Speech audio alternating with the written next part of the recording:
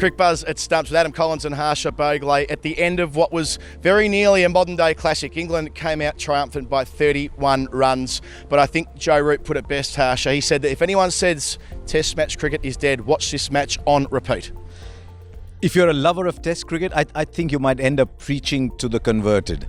A lot of us enjoy Test match cricket. We like the ebb and flow. But I don't think good Test match cricket is the problem with Test cricket. It is just the changing times of having people watch for 5 days. I mean, this Test match, the Johannesburg Test match that India played, absolutely riveting stuff. So I don't think the quality of cricket is an issue. The problems with Test cricket lie elsewhere. But Joe Root is absolutely right. If you're not certain about Test cricket, watch this game. And especially if you watched it without knowing the result, you didn't know what was coming next. Can Ishant Sharma hang in there? Can Virat Kohli carry the side even further? So many variables. The second innings collapses. They're coming back on. I'm preaching to the converted, aren't we? It was one of the best Test matches I've seen. There was narrative pulsating through the day on day 4 here, including David Malan at the start. Couldn't take a catch to save himself through the first 3 days of this match. Got the crucial catch of Dinesh Karthik in the first over of today. Jimmy Anderson, the bowler, a sharp chance low to his right. It was probably the hardest catch he had all week, and that got the ball rolling and got England believing again.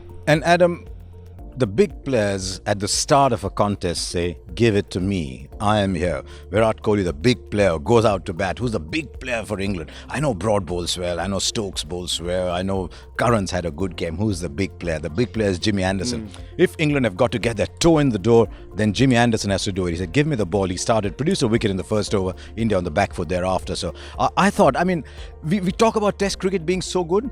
You look back 3 months from now, look at Jimmy Anderson's figures and they won't tell you anything at all. But you're watching it here and you're saying, this is a modern master. He's 36 years old, just a little drop in pace, but he's the modern master. Nobody bowls that ball better than he does. And I was always a fan of Jimmy Anderson, the bowler. I've become a stronger fan. Yeah, and so athletic as well, throwing himself around the field down here in the Holly stand. So fit for age 36.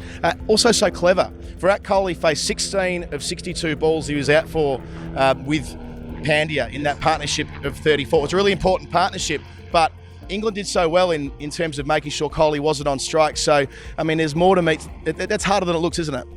It is. I mean, we're all watching and saying, surely, who's controlling the game for India? Virat Kohli is controlling the game for India.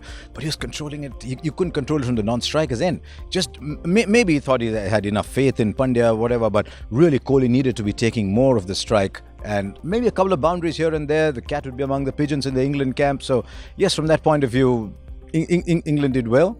But would it have made a difference with 31 runs? I'm not so sure. Talk about big game players. Ben Stokes is certainly one of those. He'll miss the next Test match due to his court appearance, but he left his stamp on the game today. A couple of balls into his spell. He picks up Kohli. He reviewed the leg before decision, but it was crashing into leg stump. No concerns there. CricViz analysed that at that moment, the chances of England winning jumps by 42%, which speaks volumes about how important the Kohli wicket was. They still needed 53 to win at that stage. Shami falls in the same over. Harsha, Ben Stokes, he leaves a huge hole in this England team. You look at the first innings as well. Ben Stokes picked up 2 wickets, but he turned the game with those 2 wickets. There are players like him, like Freddie Flintoff.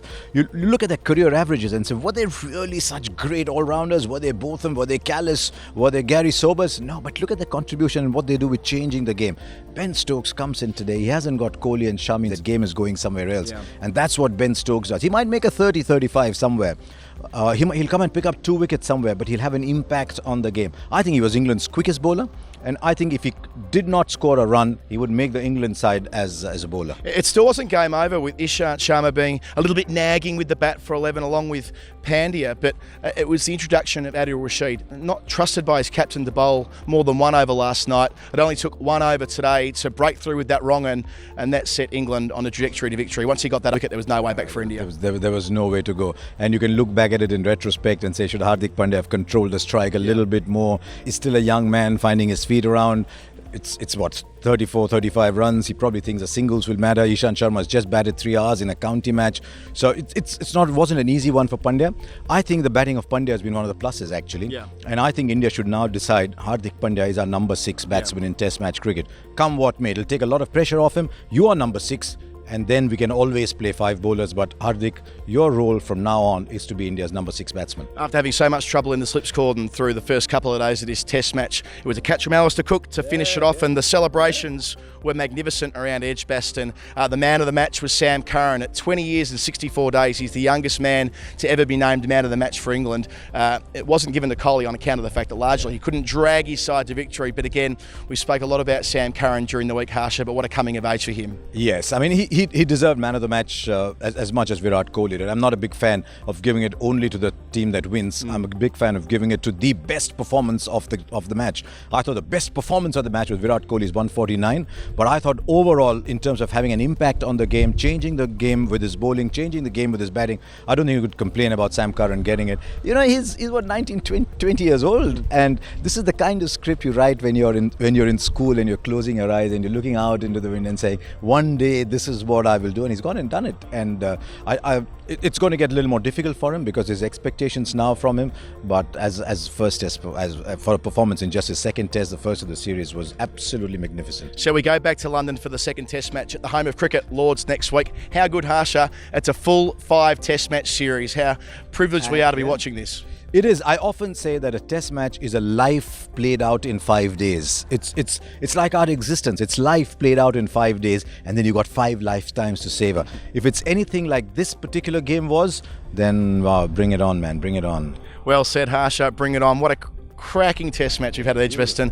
over the last 4 days. It's been a pleasure to bring it to you for Crick Buzz. We'll see you at Lords next week.